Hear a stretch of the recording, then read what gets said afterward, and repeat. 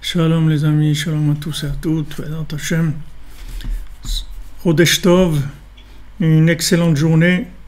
Je m'excuse pour le retard, mais chaque fois qu'on change d'endroit, de matériel, enfin ça demande des petites mises au point. Et bon, Hashem, ça marche, c'est Aïkar. Donc, Chodesh Tov, et merci de votre présence, d'être là avec nous, Baruch Hashem. Et une refoua shlema pour Chaya Miriam Bat Mesauda. Et est-ce que c'est bon le son? Vous entendez? Tout est ok? On peut démarrer.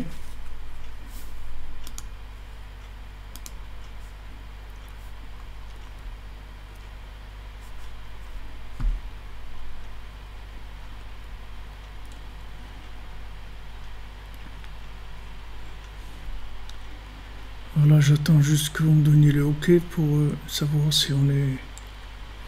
Ah, OK, merci. Merci, Pascal Benaïm, c'est bon. On démarre alors. Ve'ezrat Hashem. Parfait, merci. Dominique Leroux. Daniel Suanez, merci. Merci le centre Breslev. Merci à Madame Myriam. À tous les amis, voilà.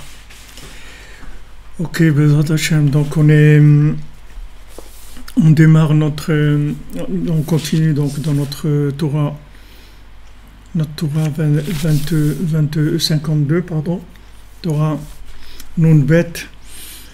Donc on avait dit que la Hitbodedut, elle devait être dans un endroit spécifique, c'est-à-dire cet endroit où on va aller s'exprimer avec Hachem, un zivug pour Sarah Bad Rivka, pour Shmuel Ben Chana, et pour tous ceux et celles qui ont besoin de zivug, Bezant Hachem, que Hachem leur envoie leur zivug, un zivug amitié, un vrai zivug, construisent une famille dans le bonheur, dans la joie, avec Hachem. Donc on avait dit que la Hitbodedut, elle doit être dans un endroit spécial, c'est-à-dire qu'il fallait que ça soit en dehors de la ville, dans un chemin solitaire, où là aussi il n'y a pas des gens qui s'y trouvent pendant la journée, parce que dans un endroit où il y a des gens qui circulent pendant la journée, c'est des gens qui courent après ce monde, bien que maintenant ils ne se trouvent pas là-bas. Alors le fait que cet endroit-là, il a été, comme on dit, monopolisé par ces gens-là, pour la course à l'argent, pour la course à la consommation, pour la course à toutes ces choses-là. Donc ça va influencer, ça veut dire ça va gêner la Hitbodedut, ça va faire une présence dans la Hitbodedut, ça va nous gêner dans la Hitbodedut. Le fait qu'il y ait eu des gens que toute la journée dans cet endroit-là où on se trouve, c'est des gens qui ont produit des pensées, des désirs très forts de vouloir consommer, etc. Donc ça va entraîner qu'on va se trouver pris par ces choses-là et dérangé par cette atmosphère. C'est comme la pollution, si vous voulez. Vous ne pouvez pas dire je vais aller prendre de l'air pur sur le périph', même s'il n'y a personne qui passe maintenant. Mais s'il n'y a personne qui roule, mais le fait que ça roule là-bas toute la journée et qu'il y a de la pollution toute la journée, alors même que maintenant ça s'est arrêté, il y a un petit renouvellement de l'air, ça reste quand même un endroit pollué de présence de toutes ces fumées, etc. Donc au niveau des pensées et des vouloirs, des gens qui cherchent tout le temps à vouloir consommer, on se trouve dans le même problème. Donc comme Rabbeinu dit qu'en fait le vouloir, le désir des gens, ça produit des énergies, c'est-à-dire que quand il y a des gens qui se trouvent dans un endroit et que tous ils veulent quelque chose, ils veulent consommer, ils veulent de l'argent, ils veulent de l'honneur, ils veulent de la réussite, ils veulent des trucs, alors toutes ces pensées-là, en fait, ça crée des éléments d'âme que si on respire ces choses-là, Alors ça nous entraîne là-dedans. Alors maintenant, on a besoin d'un moment où on va se retrouver en communication avec Hachem, où on va se retrouver avec notre âme. Et on a besoin de tranquillité. À part de la tranquillité du bruit, du vacarme, etc., on a besoin que l'endroit il soit tranquille, c'est-à-dire que ce ne soit pas un endroit qui était déjà pollué par tous ces gens qui veulent consommer. Alors Rabbi nous dit que quand on va dans ces endroits-là, qui sont des endroits déjà si vous voulez, préenregistrés, conditionnés plutôt par la consommation, alors il peut pas s'inclure et se soumettre à Hachem parce que tout l'endroit il entraîne le contraire. Donc comme on en avait parlé avant-hier, c'est-à-dire que l'endroit qu'on a choisi il va être déterminant par rapport à la suite des événements, parce que l'endroit soit il va nous porter dans ce qu'on est en train de chercher, soit il va avoir l'effet inverse, c'est-à-dire qu'il va nous déranger, soit il va nous porter, soit il va nous déranger, tout dépend de l'endroit où on se trouve, c'est-à-dire l'influence de cet endroit-là. Donc on avait parlé longuement sur ça, sur le côté déterminant du choix de l'endroit dans la vie dans lequel on va vivre. C'est-à-dire cet endroit-là, il va conditionner notre vie, il va faire qu'on va être influencé dans un sens ou dans un autre.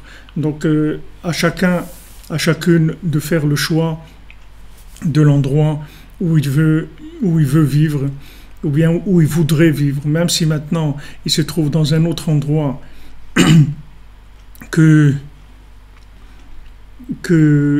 cet endroit-là maintenant il est pas l'idéal de ce qu'il voulait, mais le fait que maintenant lui désire être ailleurs, alors ce vouloir-là d'être ailleurs, ça va connecter, c'est-à-dire ça va connecter la personne.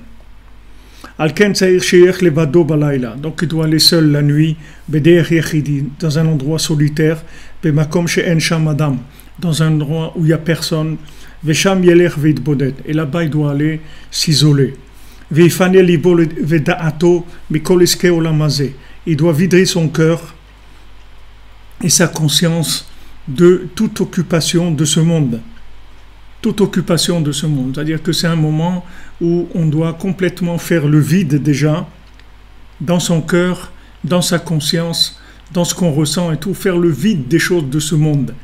Pas rester avec un souci que maintenant je dois payer mon loyer ou que telle personne elle m'a vexé ou que j'ai un problème avec au travail ou qu'un enfant il a un problème à l'école ou que n'importe quel, tous les problèmes qu'on peut avoir, toutes les choses qui sont des choses de ce monde, à ce moment-là il faut tout annuler.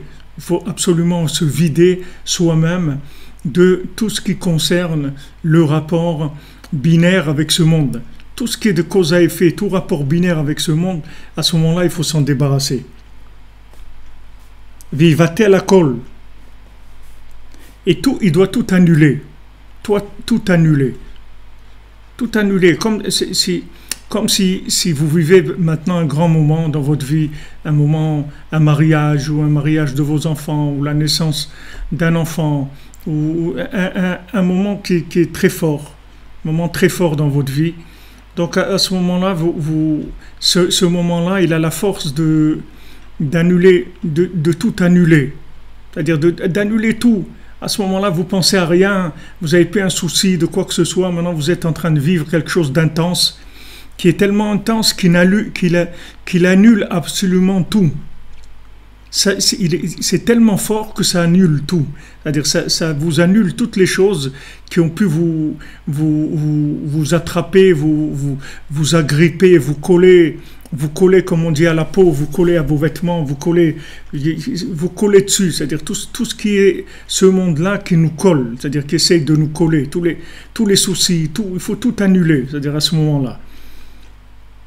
Il faut raisonner par l'absurde, il faut se dire de toute façon, un jour je vais quitter ce monde avec tous les soucis, avec toutes ces choses-là. Donc maintenant, c'est comme ce moment-là où il y a un jour où je vais partir et je vais laisser tout ça, d'accord ? Donc maintenant, vous m'excusez, mais pendant 1 heure, je vais laisser tout ça. Je m'en vais, c'est tout. Je quitte ce monde pendant un moment, pendant 1 heure, pendant un moment, je suis avec Hachem. Vous m'excusez, mais je vais vivre maintenant un moment intense de communication avec Hachem. C'est-à-dire qu'on voit ici qu'il y a une mise en condition. C'est-à-dire que c'est pas, on ne peut pas parler de connexion avec Hachem si en même temps on est en train de brasser tous nos soucis, bien que ces soucis-là, il faut les régler, il y a des problèmes qu'il faut arranger, etc.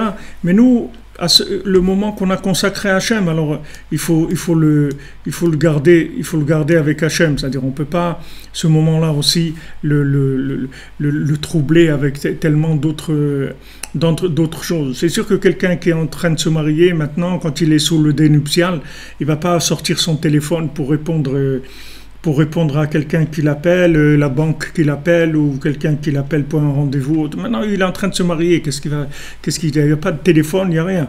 Alors, ce moment-là, il doit être comme ça. C'est-à-dire que on voit ici qu'il y a une mise en condition. Qu'est-ce qui se passe? Il n'y a pas une bonne connexion dans YouTube?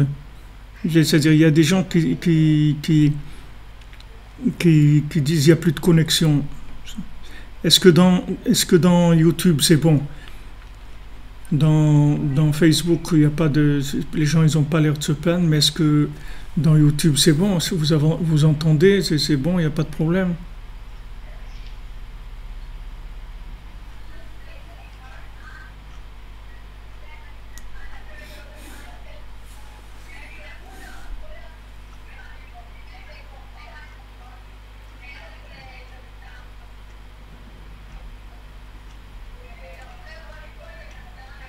Ok. Merci, Monsieur Mimoun, merci Charlotte Perrondelon, merci à tous. Merci Virgile Macon, merci Pénélope, Lyon, tout le monde. Ok, parfait. Merci David Lévy. Merci Sarah Décoration.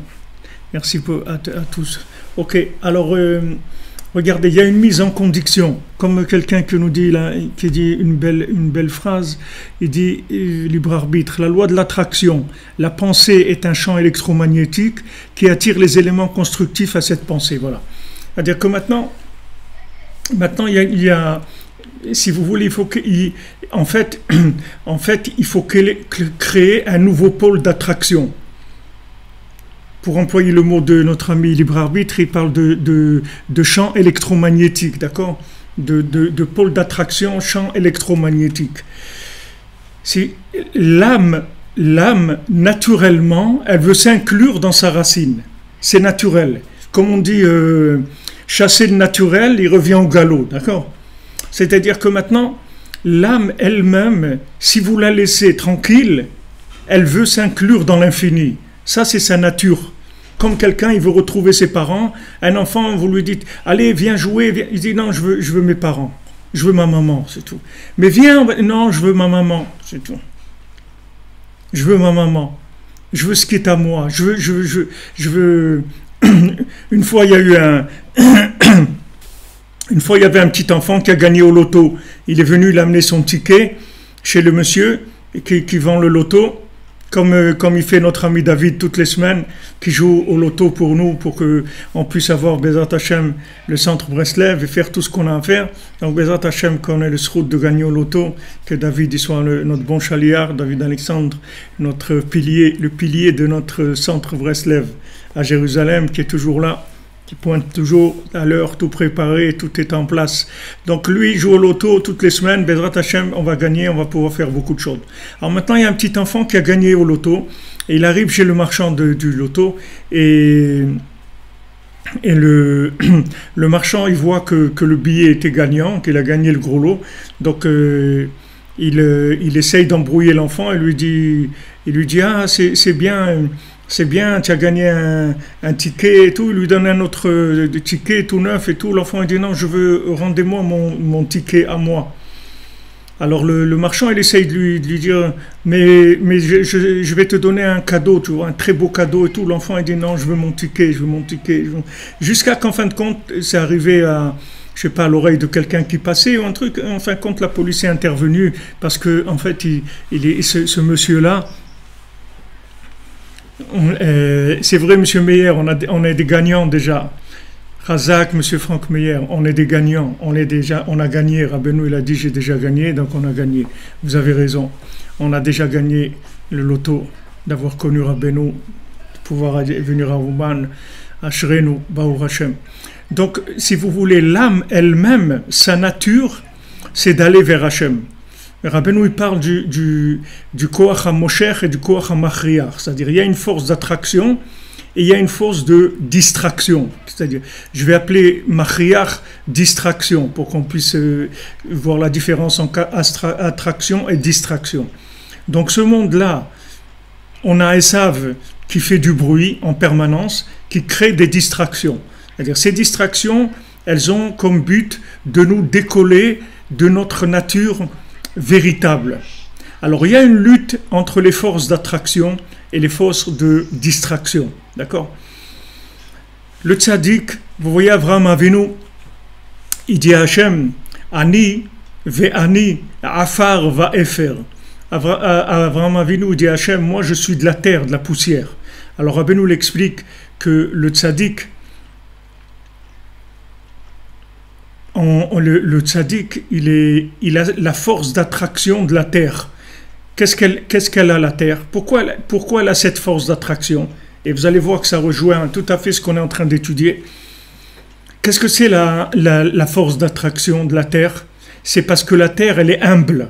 Elle laisse tout le monde lui marcher dessus. Tout le monde lui marche dessus.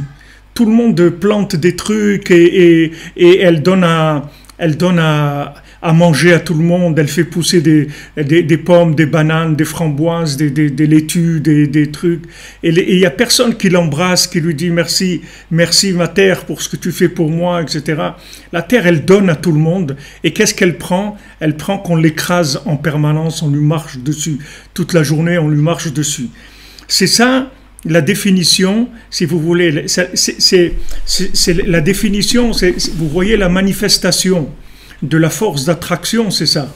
C'est-à-dire que vous voyez que la force d'attraction, elle donne à tout le monde, puisque tout le monde mange de la terre. Et qu'est-ce qu'elle reçoit? Qu'on l'écrase, c'est tout. Il n'y a personne qui prend de la terre et qui dit, voilà, oh terre bien-aimée, merci pour tout ce que tu fais pour nous, etc. Personne. Il n'y a personne. Pardon, il n'y a qu'en Eretz Israël qu'on doit garder la jachère, qu'on doit garder la 7e année où on n'a pas le droit de cultiver la terre, il faut la laisser garder Shabbat parce que la terre d'Israël garde Shabbat. Donc maintenant la terre, elle est humble. Alors Rabbeinu dit il rapporte ça, il dit que Avraham Avinu dit Ani afar va'efer. Moi je suis de la terre, de la poussière. Ça veut dire que voilà la force d'attraction qu'il a Avraham Avinu. Alors Rabbeinu dit que le tzaddik, il a cette force d'attraction. En fait, la véritable lutte dans le monde, elle est entre l'humilité du tzaddik et la distraction de Esav. C'est-à-dire, ce sont essayer de créer deux pôles d'attraction. Le tzaddik, naturellement, il représente un pôle d'attraction. Et Rabbeinu, il dit, si tu laisses les gens tranquilles et que tu leur parles pas contre Breslev, contre Rabbi Nachman, contre Hachem, contre la Kedusha, naturellement, les gens ils vont venir vers Hachem. Parce que c'est les lois de l'attraction, c'est les lois d'attraction naturelle de la spiritualité, si vous voulez. Il y a une fonction naturelle de la spiritualité, c'est que, si vous voulez, elle crée un champ électromagnétique, un champ qui attire, d'accord? Il y a un champ qui attire, comme si des fois vous entendez un chant. Maintenant, je parle pas de champ électromagnétique avec CHAMPS. Je parle de chant avec CANT, d'accord? CHANT. Des fois, vous entendez un chant. Ce chant, il vous prend, et il y a quelqu'un qui vous parle. Vous entendez rien de ce qu'il est en train de vous dire. Vous entendez rien parce que le chant, il vous a pris. D'ailleurs, mon ami et maître avec qui j'ai appris la Gemara pendant des années, le Rav Moyal, Alav Shalom, Avraham Ben Chaim Moyal. Allah Shalom, j'ai eu le mérite de Avdil Ben Chaim Vechaim de rencontrer sa chère épouse pendant Sukkot.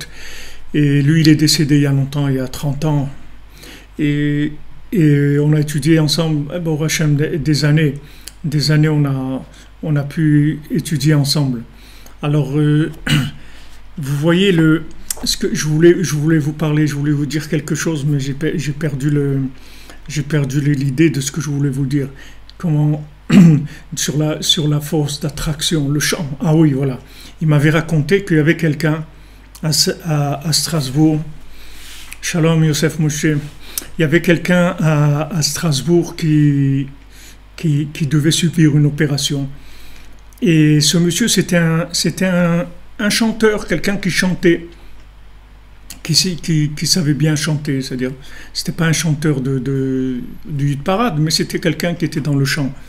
Alors, au grand étonnement du chirurgien, quand il est arrivé pour l'opération, c'était une opération, il devait lui ouvrir le ventre. Il leur a dit, je veux pas d'anesthésie. Il dit, mais monsieur, c'est pas possible. Il dit, non, regardez, moi, je vais commencer à chanter. Et à un moment, je vais vous faire un signe. Quand je vous fais le signe, vous pouvez couper, vous pouvez aller, il n'y a pas de problème. Ok? Alors, signer une décharge, un truc, pas de problème. Il signe la décharge, tout ça. En avant, il se met à chanter, et à un moment, il fait signe, et les autres, ils coupent, ils font l'opération, ils recoupent, tout, et lui, il chante. Et lui, il chante, quand ils finissent l'opération, il lui dit, voilà, monsieur, c'est fini, il s'arrête de chanter, il revient, etc. Bon, c'est-à-dire que le chant, il a un champ d'attraction énorme. C'est-à-dire le chant, il peut vous capter complètement votre attention, complètement jusqu'à même perdre toute sensation physique, tout douleur, tout s'en va. Parce que la personne, elle est complètement happée par ce chant-là.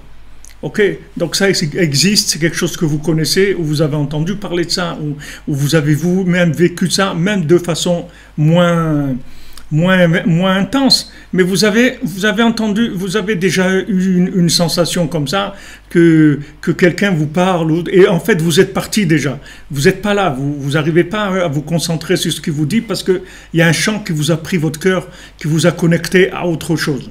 Donc maintenant, Béhémet, le tzaddik, il connecte le monde, d'accord? Le tzaddik, il crée une force d'attraction qui connecte le monde, c'est-à-dire il attire vers lui, il a une force d'attraction énorme.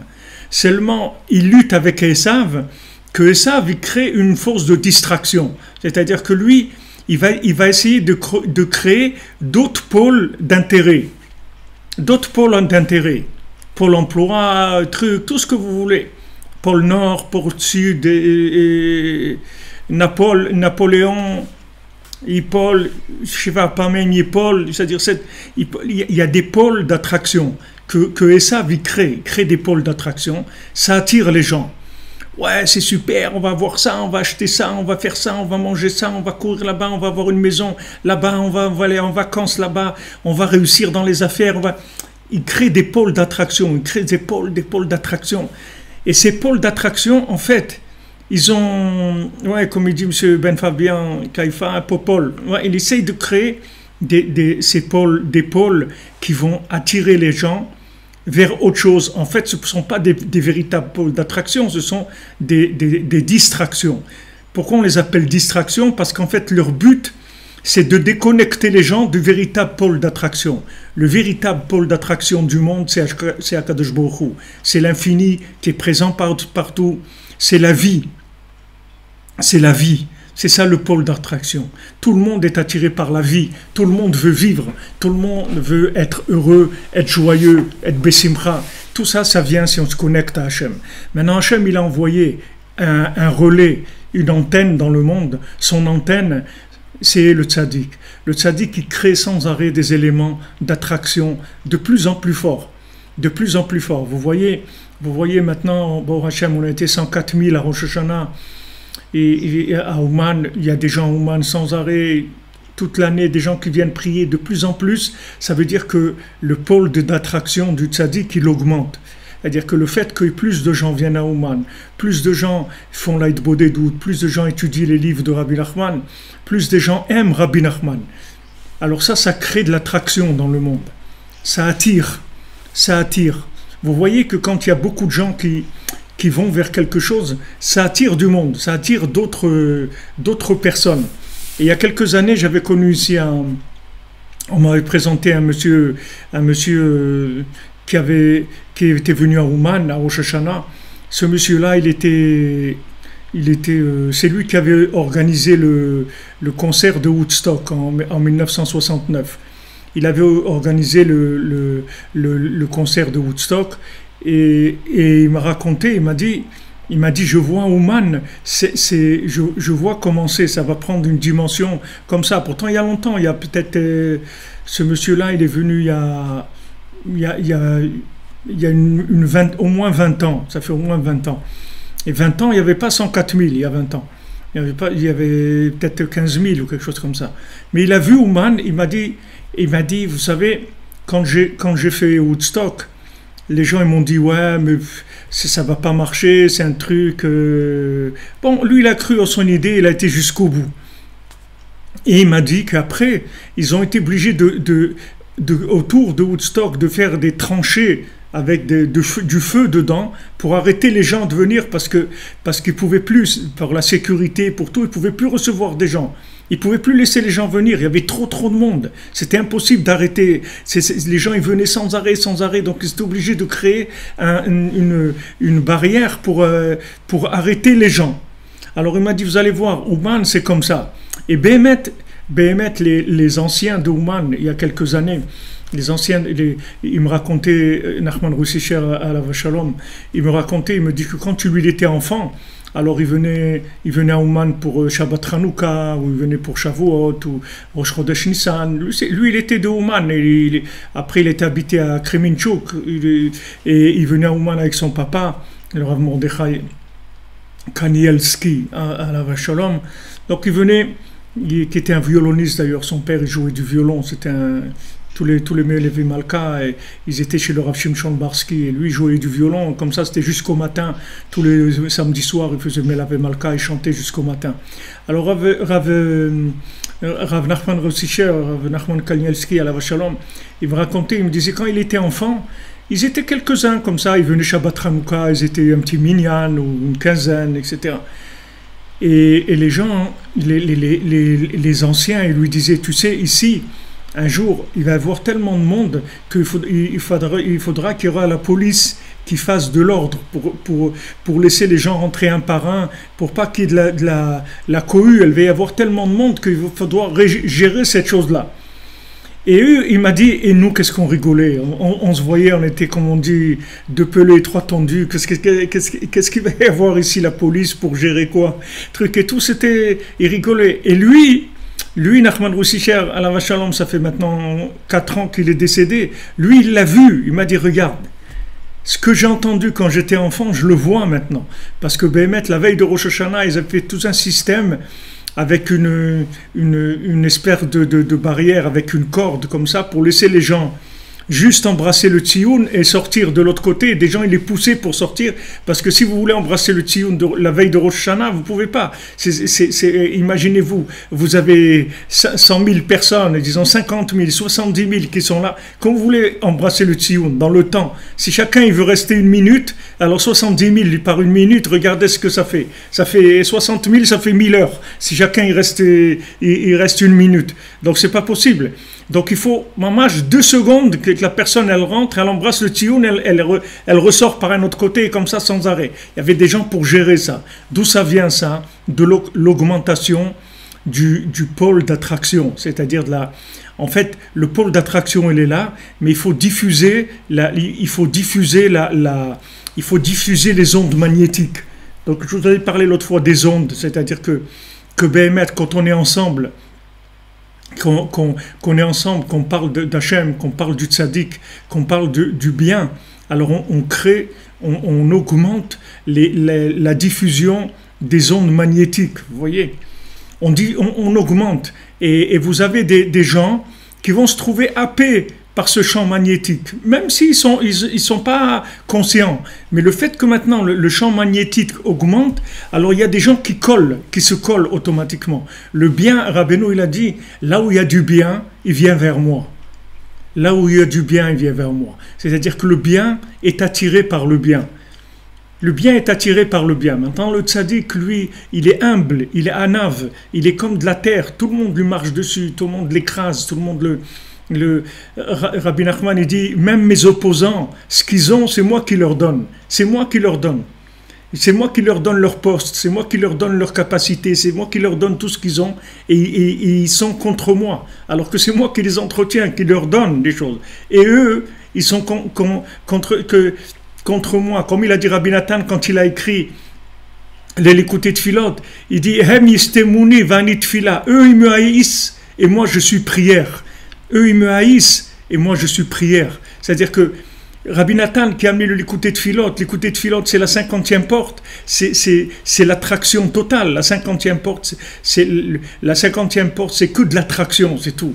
Il n'y a plus de réflexion, il n'y a plus rien. C'est pour ça que en fait, Rabbi Nachman, il a dit, comme il a dit notre ami Franck Meyer, monsieur Franck Meyer, il a dit on a déjà gagné, parce que le fait qu'il y a le tzaddik dans le monde, qui a dit j'ai déjà gagné, Rabbi Nachman il dit j'ai fini, je vais terminer, j'ai gagné, je vais gagner, parce que il sait qu'il a amené un pôle d'attraction qui va attirer toute l'humanité. C'est comme si vous créez une immense centrifugeuse, vous voyez, au milieu il y a un truc qui tourne. Et ça tourne de plus en plus vite et ça crée donc des pôles d'attraction qui vont aller de plus en plus loin. Des ondes qui vont aller, et ces ondes, elles n'ont qu'un but, c'est d'attirer les gens vers leur véritable nature qui est Hachem, c'est tout. C'est tout. Attirer les gens vers leur véritable nature qui est Hachem, qui est en fait leur raison de vivre, la raison pour laquelle ils sont sur terre, c'est pour ça. Et qu'est-ce qu'il fait Esav? Il essaye de créer sans arrêt des pôles de distraction. Des pôles de distraction, c'est-à-dire des choses qui vont nous distraire. C'est-à-dire, ça va nous attirer vers autre chose, mais pourquoi on va les appeler des pôles de distraction et pas des pôles d'attraction? Parce que c'est pas vrai. C'est pas une véritable attraction. C'est juste une distraction, c'est tout. Juste une distraction. C'est comme si vous êtes dans un manège. Vous voyez le manège? Vous allez monter dans un manège et ça tourne, la roue elle tourne. Mais vous n'allez pas vivre là-dedans. Il y a un moment où vous en avez marre. Vous dire attends, mais c'est un manège, ça tourne comme un manège. Ça veut dire que ça fait que tourner. Ok, il n'y a rien là-dedans. Il n'y a rien. En fait, ça tourne sur lui-même. Il tourne sur lui-même. Il n'y a aucun renouvellement. Il n'y a aucune alimentation de rien du tout. C'est la même chose qui se répète et qui tourne en rond. Ça tourne en rond. Comme on dit, qu'est-ce que tu fais? Tu tournes en rond là. Alors le manège, ça tourne en rond. Comme on dit, tu me mènes en bourrique. C'est un manège ton truc. Qu'est-ce que tu fais? Tu crées un manège. Tu me fais tourner en rond. En fait, Esav, il nous fait tourner en rond. C'est-à-dire, il crée des pôles d'attraction faux qui sont des pôles de distraction. Et toute distraction, elle a quelque chose de commun. Toutes les distractions, elles ont quelque chose de commun, d'extraordinaire. C'est que ça finit par l'ennui. Ça finit par l'ennui. Vous allez voir, si vous vous mettez dans un manège et ça commence à tourner, c'est beau, vous montez la grande roue, vous montez, vous voyez, ok. Imaginez-vous qu'on vous dit vous allez rester 24 heures là. Vous dites arrêtez, même pas 24 heures, même 1 heure. Arrêtez, j'en peux plus. Ah mais c'est de la distraction, pourquoi? Non, arrêtez, j'en peux plus. Mais pourquoi? Regarde, au début tu étais content de monter dans le manège. Ce manège-là qui vous amenait de la distraction momentanée, un sourire momentané, un plaisir momentané, ça devient le plus grand ennui du monde. Et ça va finir par devenir de la souffrance. Ça va finir par devenir de la souffrance après. Après, c'est une souffrance. Quand on veut désintoxiquer quelqu'un qui boit du pastis, qu'est-ce qu'on lui donne? On lui donne 3 litres de pastis à boire d'un coup. Et après, il peut même pas entendre le mot pastis. S'il entend le mot pastis, ça le fait trembler. Il a des frissons déjà. Qu'est-ce qu'on lui a fait? On lui a juste augmenté la dose. Comment ça se fait qu'à petite dose, c'est un plaisir, et à grande dose, ça crée un dégoût? Parce que ce sont des faux pôles d'attraction. C'est-à-dire que c'est du vide. Donc, quand vous brassez quand vous brassez ce vide, à la fin, ça crée tellement de vide que vous en pouvez plus. Alors que les abdil, alors que les pôles d'attraction de la vérité, les pôles d'attraction du tzaddik, les pôles d'attraction d'Hachem, ça vous alimente en vitalité. C'est-à-dire que plus vous allez être attiré et plus vous allez sentir de la vitalité, du renouvellement, de la joie. C'est ça la différence qu'il y a. C'est une différence fondamentale. Seulement, vous allez le Esav, avant que vous vous rendiez compte que son sujet il est tellement ennuyeux, il est tellement répétitif, il nous mène tellement en bateau, ça va vous prendre du temps. Il y a des gens, en fait, c'est ce qu'il y a d'extraordinaire que Rabbi Nachman il nous dit, c'est que des fois, quelqu'un il tombe tellement bas qu'avec ça il trouve la vérité. Alors ici on peut comprendre comment. Il y a quelqu'un par exemple qui va prendre le plaisir à petite dose. Comme on dit qu'un plaisir permanent, et comme on dit ta'anouk midi et ta'anouk, un plaisir permanent il devient plus un plaisir. Donc il y a des gens, qu'est-ce qu'ils font? Ils font durer le plaisir. Qu'est-ce qu'ils font? Bon, par exemple, il aime quelque chose, il aime jouer au flipper, d'accord? Donc maintenant, une demi-heure par jour, il va aller jouer au flipper. Ok. Mais il y a des gens, il y a des grands fous de la consommation qui disent le flipper c'est bien. Ok, moi je ne vais pas jouer une demi-heure au flipper. Moi je vais jouer toute la journée au flipper. Alors il va jouer au flipper, il va jouer 10 heures, 15 heures par jour. 10-15 heures par jour, il va jouer au flipper. Et au bout d'une semaine, au bout de 2 semaines, il ne peut même plus le voir, le flipper. Il ne peut même plus s'approcher de ça. Parce qu'il a créé un dégoût. Un dégoût qui vient d'où? De la sensation du vide qu'a créé cette distraction qui se présentait comme une attraction. Elle se présentait comme une abstraction, en fait c'est une distraction de la vie elle-même. Donc elle n'a aucune vitalité. Et si maintenant, vous la tuez avec le temps, c'est-à-dire que vous l'augmentez dans le temps, elle va se détruire automatiquement. Parce qu'elle ne vit que par le dosage du temps. Ils vous disent attention, dosez les plaisirs et tout, sinon vous allez tomber dans l'ennui après, vous allez vous dégoûter. Alors les grands consommateurs, en fait, ils ont détruit complètement l'attrait de la consommation. Donc après, qu'est-ce qu'il leur reste? Il ne reste que la vérité, c'est la seule chose qui peut les intéresser. Parce que ça y est, le mensonge, ils ont été jusqu'au bout. Ils ont été jusqu'au bout du mensonge. Jusqu'au bout. Au Maroc, il disait un proverbe, il disait « Suis le menteur jusqu'à la porte de la maison. » Suis le menteur jusqu'à la porte de la maison. Suis-le jusqu'à la porte de la maison. En arabe, il dit « Tzba'gdab al-bab dar » Suis le mensonge jusqu'à la porte de la maison. C'est-à-dire, le menteur, qu'est-ce qu'il te dit? Le menteur, suis-le jusqu'à la porte. Le menteur, amène-le jusqu'à la porte de la maison. C'est-à-dire, suis-le juste au bout. Ok. Alors maintenant, tu sais, j'ai une affaire et truc avec 200 employés. Ok, continue avec lui. Et voilà ce que j'ai fait. Continue. Continue jusqu'à que tu arrives à la porte de la maison. C'est-à-dire, tu as un moment, tu vas arriver, tu vas voir qu'il n'y a pas d'affaire, il n'y a pas de truc, il n'y a rien, c'est tout du pipeau. Parce que tu l'as suivi jusqu'à la porte de la maison et tu as vu qu'en fait, il n'a pas de maison, il n'a rien du tout. Alors ça, et ça, c'est la même chose. Vous le suivez, allez-y, suivez-le jusqu'au bout. Et alors? Eh bien voilà, tu vas faire ça. Et alors? Comme l'exemple de celui qui est à la pêche, en train de kiffer, il est à la pêche, il est content, etc. Il a la pêche même, il est vraiment heureux. Et quelqu'un qui lui dit « Ouais, c'est bien, qu'est-ce que vous faites ?» Il dit « Ben voilà, tu vois bien, je pêche. » Il dit « Ah bon, combien tu attrapes de poissons ?» Il dit ben, « 4-5 kilos par jour. » Il dit « Mais qu'est-ce que tu fais ?»« Ben je les mange, je donne un peu à mes voisins. » Il dit « Mais pourquoi? Tu pourrais les vendre. » Et alors, qu'est-ce que je vais faire? Ben tu vas les vendre. Et après, tu vas t'acheter un bateau. Oui, alors, eh bien avec le bateau, tu pourras avoir un filet. Et après... Eh bien après, tu vas avoir un chalutier, tu vas attraper, dans une journée, c'est pas 5 kilos, tu vas attraper 5 tonnes de poissons. Et après, après tu vas monter une entreprise de pêche. Ouais, et après, tu vas devenir très riche. Et quand je serai très riche, alors qu'est-ce qui va se passer? Tu vas avoir le temps de vivre.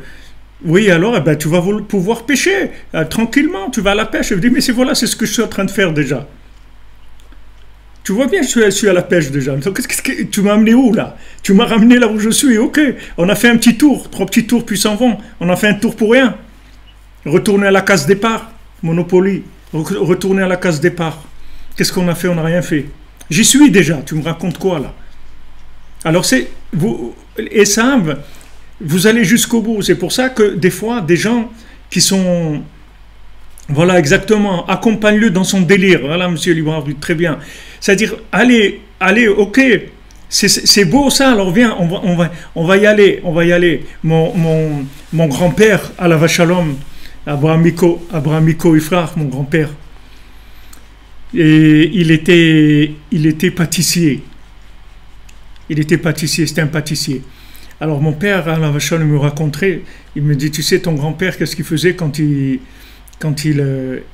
avait un nouvel employé qui rentrait, pour pas qu'il commence à voler des gâteaux, des trucs, alors lui disait, regarde, tu peux manger tous les gâteaux de la pâtisserie, tout ce que tu aimes, en quantité, tout, tu prends tout ce que tu veux, tout, autant que tu veux, tu prends autant que tu veux des gâteaux.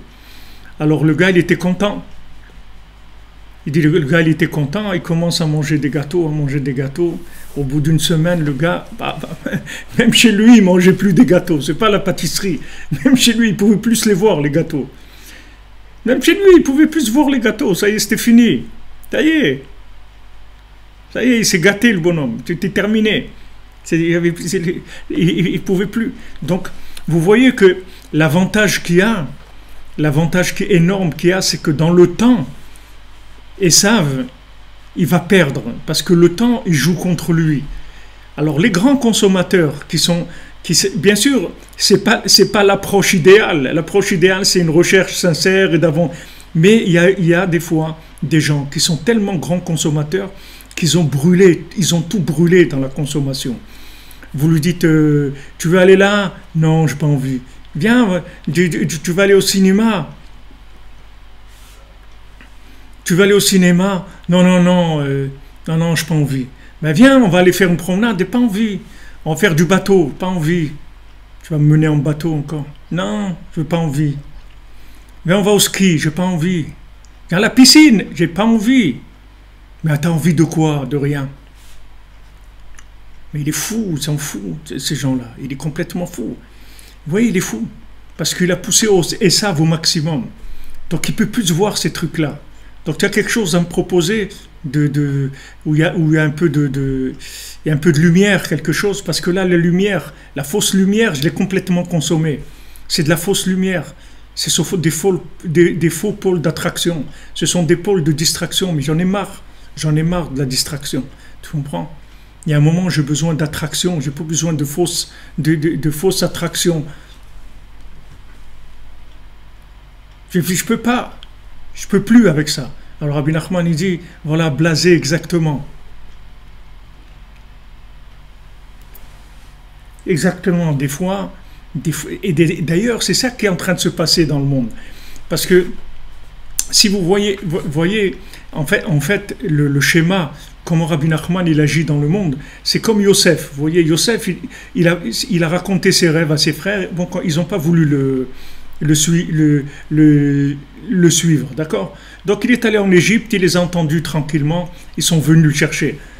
Maintenant, quand il y a eu Rabbi Nachman qui est venu dans le monde, il y a eu toute cette opposition à Rabbi Nachman, et il y a eu en même temps le fait qu'ils sont opposés à Rabbi Nachman, ça a déclenché l'ère industrielle, vous voyez, dans le monde. Tout le mouvement industriel, il s'est développé. C'était le résultat si vous voulez, de la controverse contre Rabbi Nachman, c'est que ça a poussé la consommation de la folie. Mais seulement, l'ère industrielle, l'avantage énorme qu'il y a dans l'ère industrielle, c'est que ça va dégoûter les gens de la chose, vous voyez. Ça va dégoûter les gens de la chose. Avant que vous vouliez quelque chose, il fallait du temps. Il fallait du temps. Il fallait du temps pour y arriver, il fallait du temps pour l'avoir, il fallait du temps. Vous ne pouviez pas avoir la chose tout de suite. Il fallait un peu de temps, attendre que le couturier fasse le truc, que le manger, on prépare un gâteau, il fallait du temps. Ce temps-là, il crée un faux renouvellement de la consommation. C'est-à-dire, en fait, il crée de l'oubli qui permet de garder du plaisir. Vous voyez? Je ne sais pas si vous comprenez ce que je veux dire. C'est-à-dire que maintenant, il y a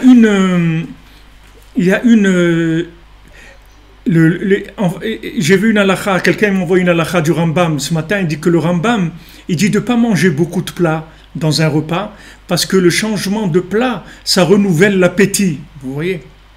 Si maintenant quelqu'un il veut manger, vous lui donnez de la purée, vous donnez du pain et de la purée, d'accord? Maintenant, il dit j'ai faim, vous lui amenez encore une assiette de purée. Alors à la fin, il dit purée, j'en ai marre, ça y est, j'en ai marre de trucs. Mais si maintenant vous lui amenez un plat, un petit truc à manger, et après un autre petit truc différent. Et d'ailleurs maintenant, j'ai remarqué, des fois vous allez dans des restaurants, il y a une assiette immense, et un tout petit truc à manger au milieu de l'assiette comme ça. Alors qu'avant c'était le contraire, les assiettes étaient plus petites, elles étaient pleines. C'est-à-dire on vous remplissait l'assiette. Aujourd'hui l'assiette elle est immense, et on vous met un petit truc aujourd'hui pour vous donner l'impression que vous avez mangé un super truc, etc. Alors c'est pour vous... En fait, l'oubli dans la consommation, c'est que... vous avez lu la même halakha, moi, le Mimoun. Et oui, c'est parce que c'est quelque chose qu'on m'a envoyé dans le WhatsApp. Alors que maintenant, le Rambam, il dit, écoute, si tu veux manger normalement, c'est-à-dire ce que tu as besoin vraiment, alors mange un seul plat. Parce que là, tu vas manger ce que tu as envie de manger. Mais si maintenant tu as 5 ou 6 plats, même si tu n'as plus envie de manger, le fait que c'est un nouveau plat, ça va te créer une nouvelle envie de manger, tu vas manger plus que ce que tu as besoin de manger. Voilà l'exemple. Avec ça, vous n'avez compris ce qui se passe. C'est-à-dire qu'en fait, Esav, qu'est-ce qu'il fait? Il vous pousse pas, normalement, il ne doit pas vous pousser à la consommation, parce qu'il est bête. En vous poussant à la consommation, il va vous faire sortir de la consommation, parce qu'il va vous dégoûter. Alors que si dans la petite dose, vous parliez du cinéma, avant ça n'existait pas des salles de cinéma où vous rentrez, vous pouvez rester toute la journée. Vous payez un ticket,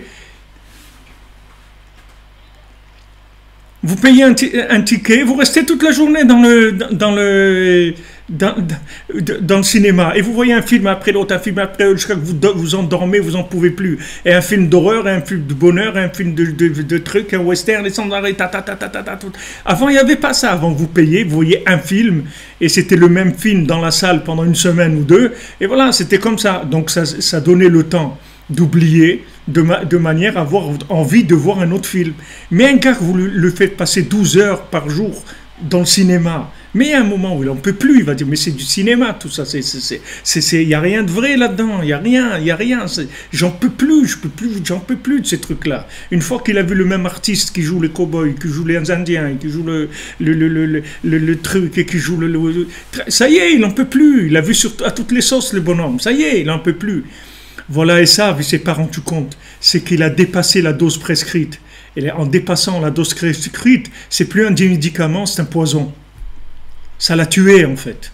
Le fait qu'il a dépassé la dose prescrite, au lieu de lui donner envie, ça l'a tué. Alors en fait, nous, on vient de ces générations-là. Nous, on vient de ça. C'est-à-dire qu'on nous a tellement poussé à la consommation qu'on nous a écœurés de la consommation.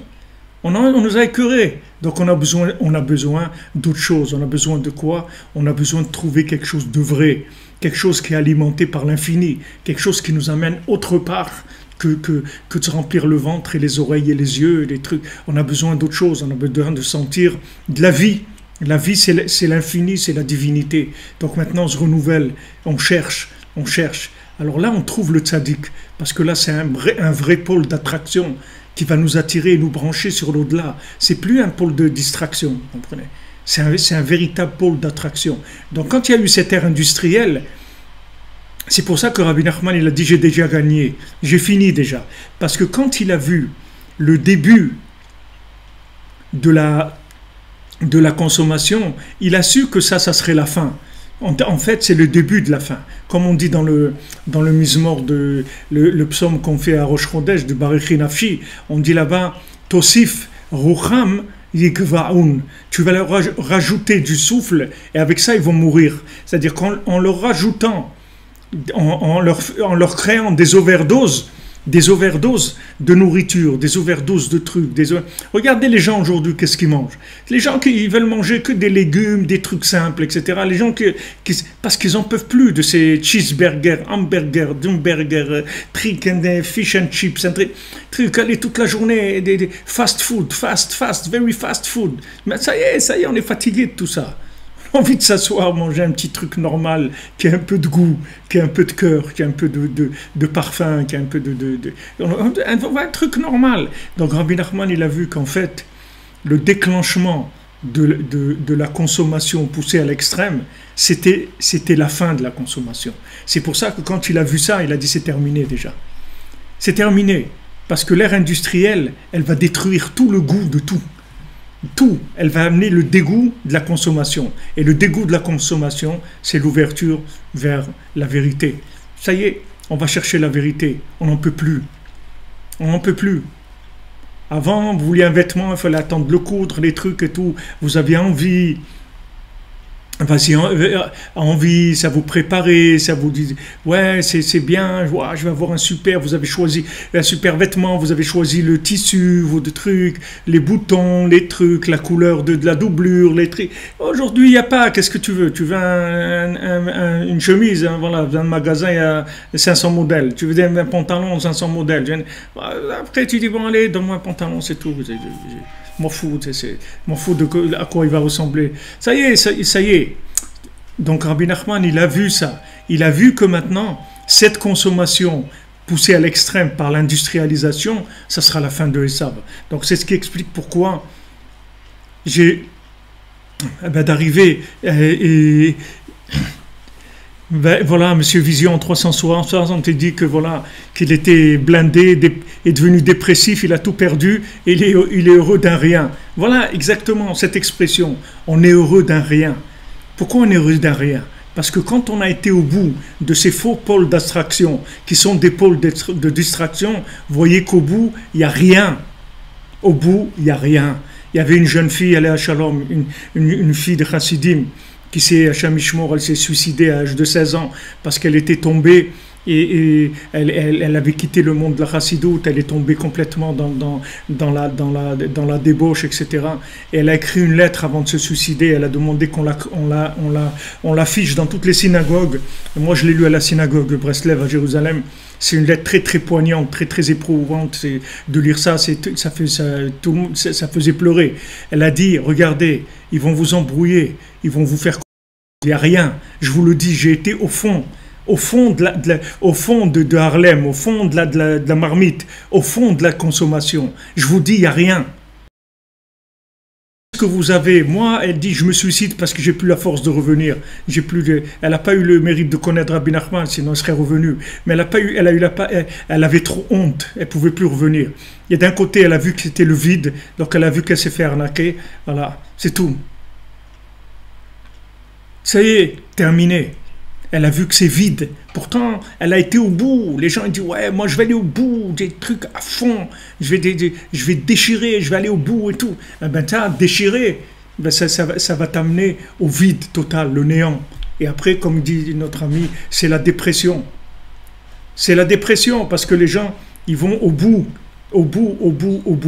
Et ce vide-là, après, quand vous avez cru dans quelque chose, vous avez été au bout, après c'est la dépression. Il n'y a plus rien. Quoi? Il n'y a rien. Mais ça fait exploser tout. Mais j'avais tout basé sur ça. J'avais tout basé sur l'argent, sur l'amour, sur le plaisir, il n'y a plus rien. Mais c'est horrible. C'est horrible. Et là, c'est l'horreur, c'est la dépression totale. En fait, voilà où Esav nous amène. Alors, malheureusement, des fois, c'est la seule façon d'arriver à la vérité. On n'a pas d'autre.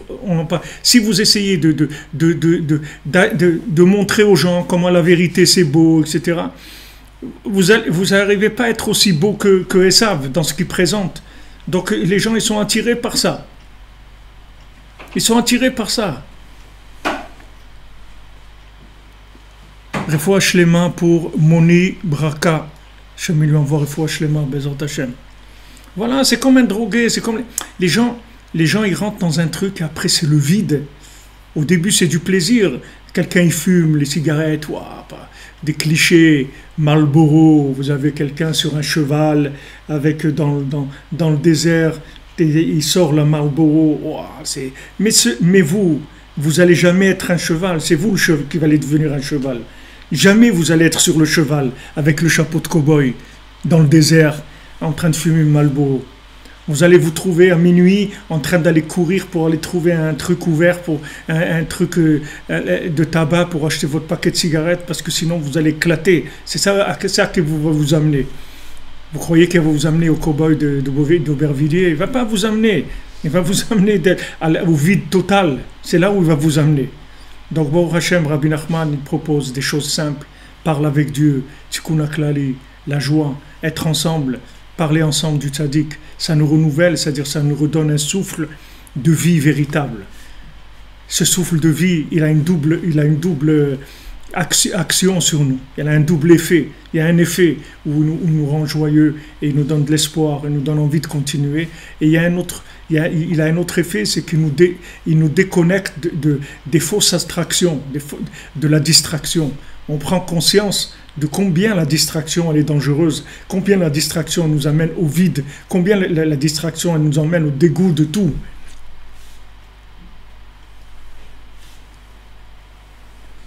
C'est sûr, vous voyez des jeunes à Ouman qui prennent de l'alcool et du shit et de tout, mais c'est normal, c'est des gens malades, mais ils sont à Ouman. C'est pas qui prennent de l'alcool et du shit, ça ils l'auraient fait n'importe où, mais qu'ils soient à Ouman, c'est ça qui est le plus encore.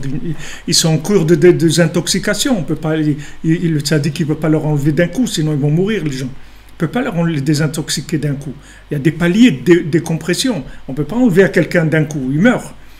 Il peut mourir, tout son organisme il est organisé à ça, il est habitué à ça. Vous ne pouvez pas. Il faut acheter un pour Yaakov ben Rachel, oui. Vous comprenez?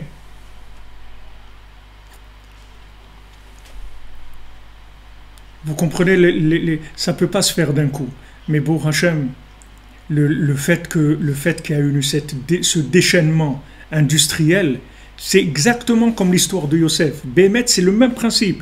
Ils n'ont pas voulu, quand il a proposé, ils ont voulu le tuer. C'est exactement ce qui s'est passé avec Rabbi Nachman et Rabbi Nathan. C'est la même chose. Il a proposé. Qu'est-ce qu'il a proposé? Il a proposé la Torah de la Géoula. C'est le matin de Torah qui est revenu pour sauver le monde. C'est-à-dire que s'ils avaient cru dans Rabbi Nachman, même la mort, elle aurait disparu du monde. Avraham ben Nachman, il le dit. Ça y est, la mort aurait disparu, on ne serait plus mort, ça aurait été fini. Tout aurait disparu, les maladies, la mort, tout. Ils n'ont pas voulu. Il y a eu les Sahara, il a attaqué les gens, les trucs, les religieux. Rabbi Nachman, il dit, ok, je vais en Égypte, dans l'étroitesse, je vous attends là-bas. I wait for you on Pushkina Street. I wait for you there. You're going to come to me. Quoi, moi, je vais aller en Ukraine? Oui, tu vas voir, tu vas venir en Ukraine. Mais qu'est-ce que j'ai à faire là-bas? Il n'y a rien, il n'y a pas de truc. Ok, tu vas voir que tu vas venir, c'est tout. Tu vas voir que tu vas venir. Alors c'est ce qu'il a dit. Et ils ont dit quoi? Nous on va aller en Égypte. Tu crois qu'on va te suivre à toi? Un jeune comme ça, tu racontes tes rêves, des trucs, des histoires. des histoires de princesses disparues, des trucs. Allez mon ami, il y a quelque chose à manger là. Et quand est-ce qu'on mange, Avril? Il y a quelque chose à se mettre sous la dent. Qu'est-ce que tu nous racontes là? Des histoires de contes. Attends mon ami, tu vas voir que tu vas venir. Tu vas voir que tu vas venir. Et c'est ce qui s'est passé, ils sont venus un derrière l'autre. Même Yaakov Avinu, avec les 70 Néphès, tous ils ont dû venir en Égypte. Tous ils sont venus. Tous, parce que Yosef Haya Bemitzrayim. Yosef, il était en Égypte. Il s'est mis en Égypte. Il a dit, vous allez en Israël, vous n'avez pas voulu. Quand je vous ai donné la véritable Torah, vous n'avez pas voulu. Alors maintenant, je vais aller dans l'Égypte et vous allez voir comment vous allez rentrer dans le tuyau, dans le YouTube. Vous allez vous rentrer dans le tube, vous allez voir. Vous allez voir, avec un tube, avec un autre tube et truc, après YouTube, après tu vas rentrer dans le tube. Et après tu vas voir que tu vas être obligé dans ce tube-là, tu vas t'asphyxier, tu vas chercher de l'air. Et c'est là où tu vas trouver la Torah du tzaddik. C'est comme ça que tu vas trouver la Shora du tzaddik. C'est pour ça qu'au début, quand ils sont venus, ils disent voilà, vous êtes des touristes, vous ne cherchez pas la vérité. Ils disent non, non, non, on cherche la vérité. Non, non, non, vous êtes des touristes. Je vous connais, vous faites semblant de chercher, mais vous ne cherchez pas. Vous ne cherchez pas. Il les a jetés parce que maintenant, il ne pouvait plus donner ce qu'il avait à donner à des gens qui ne cherchaient pas vraiment. Donc maintenant, nous, on est passé par là où on est passé. Et quand on vient chez Rabbi Nachman, on vient vraiment. Pourquoi? Parce que ça y est, on a vu le cinéma, on a vu ça, on a vu l'autre, on est ok, il n'y a rien. On s'excuse, on a perdu du temps pour nous rendre compte que c'était tout vide, que toutes ces attractions, c'était des distractions pour mener en fait à la mort à la fin, c'est tout. À la mort, à la dépression, à l'ennui, au dégoût de tout. Et que c'est comme ça qu'on est arrivé à la vérité. Quand l'ère industrielle a commencé, en fait, c'était la fin de Esav. Sa montée, c'était sa fin. Comme ça qu'il est monté tellement fort, il ne s'est pas rendu compte à un moment, il n'a pas su s'arrêter. Et c'est comme ça que Yaakov il rattrape. C'est comme ça que Yosef il rattrape. C'est comme ça que Rabbi Nachman il le rattrape. Vas-y, fonce, fonce. Va jusqu'au bout. Va jusqu'au bout, tu vas voir que tu vas revenir. Tu vas revenir tranquille, doucement, mais tu vas revenir. Va jusqu'au bout de tes trucs. Va jusqu'au bout. Et tu verras qu'au bout, il n'y a rien.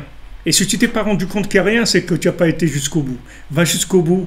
Tu verras qu'il n'y a rien, rien du tout. Tu vas te trouver dans le vide total et à un moment tu vas revenir. Tu vas voir que tu vas revenir tranquille, tranquille, et là tu vas revenir tranquille. Et là tu vas prendre take it easy, tranquille, cool, tranquille, bien, heureux, dans la joie, dans le bonheur, Bezat Hashem. Voilà les amis, Be'atzlacha, je vous souhaite une excellente journée, un Rosh Chodesh Tov, un jour de Rosh Chodesh, comme je vous dis hier, Rosh Chadash, une nouvelle tête, de l'Eitrachut, du renouveau, la lune qui se remplit, la lune qui se remplit. On m'a envoyé une image, je peux pas vous la montrer, je ne sais pas comment je pourrais vous la montrer. Peut-être demain je vous la montrerai, je ne sais pas, une image d'un endroit aux États-Unis où vous voyez la pleine lune, et elle coule comme ça sur... Vous voyez comme la lune qui coule le long d'une montagne, quelque chose de très très beau. En fait, voilà, la lune, elle se renouvelle aujourd'hui. Et quand la lune, elle se renouvelle, ça veut dire que, Baruch Hashem, il y a un nouvel élan, une nouvelle joie, un nouvel amour, une nouvelle confiance dans la vie, dans le monde. Savoir que le monde est beau, que la vie est belle et qu'il y a beaucoup, beaucoup de choses extraordinaires à faire dans ce monde. Donc ne vous laissez pas attraper par les affiches publicitaires de Esav parce que vous vous amenez dans un trou, dans le trou du vide, du néant, d'un vide du néant. Rabbi Nachman il propose la joie, la vie, la communication avec l'âme, la communication avec Hachem. La vie, la joie de vivre, la joie d'être là, la joie d'être là et de respirer la connexion avec Dieu toute la journée. Tout ça en prenant un petit moment pour parler avec lui tous les jours, parler avec Hachem, lui raconter ma vie et créer un contact avec lui. Une fois que j'ai créé ce contact, après ça y est, je suis sauvé.